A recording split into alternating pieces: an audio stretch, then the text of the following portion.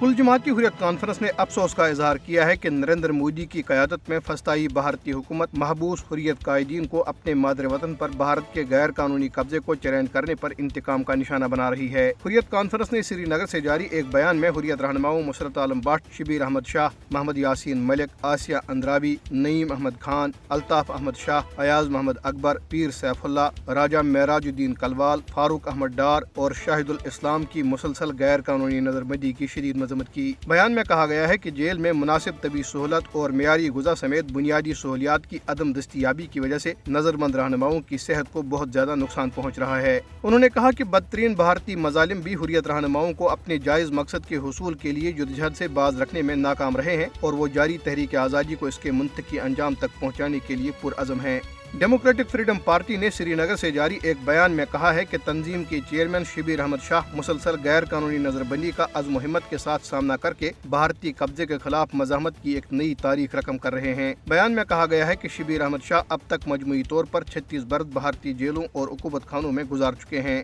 भारतीय फौजियों ने जिला कुलगाम के इलाके बरीहाट काटपोरा में मुहासरे और तलाशी की कार्रवाई की। इससे कबल इसी इलाके में कार्रवाई के दौरान हमले में एक भारतीय फौजी शदीद जख्मी हो गया था।